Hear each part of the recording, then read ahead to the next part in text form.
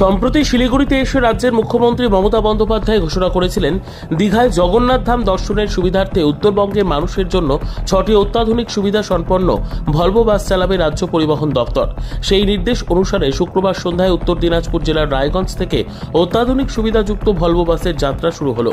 এদিন রাতে রায়গঞ্জের সরকারি বাস ডিপোতে একটি অনুষ্ঠানের মধ্যে দিয়ে সবুজ পতাকা নাড়িয়ে এই কর্মসূচির শুভ উদ্বোধন করা হয়, যেখানে উপস্থিত ছিলেন উত্তর দিনাজপুর জেলা পরিষদের সভাধিপতি পম্পা পাল, উত্তরবঙ্গ রাষ্ট্রীয় পরিবহন নিগমের ভাইস চেয়ারম্যান তথা করণদিঘির বিধায়ক গৌতম পাল, রায়গঞ্জ পৌরসভার প্রশাসক সন্দীপ বিশ্বাস, উত্তরবঙ্গ রাষ্ট্রীয় পরিবহনের ডিভিশনাল ম্যানেজার সুমিত ভৌমিক সহ অন্যান্যরা।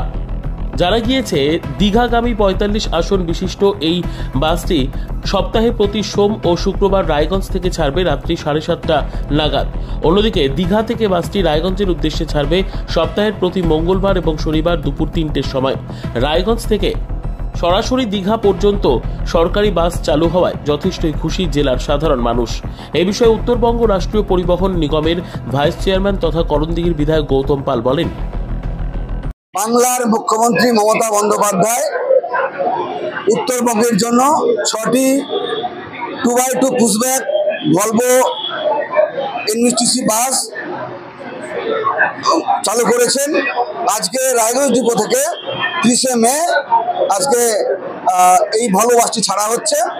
আজকে এখানে ফ্ল্যাগ অফ করা হলো।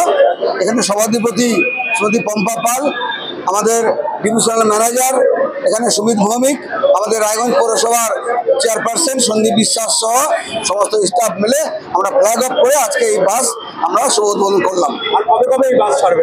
এখান থেকে সোমবার এবং শুক্রবার 7:30টার সময় এই বাস ছাড়া হবে এবং দীঘা থেকে মঙ্গলবার এবং শনিবার এই বাস ছাড়া হবে।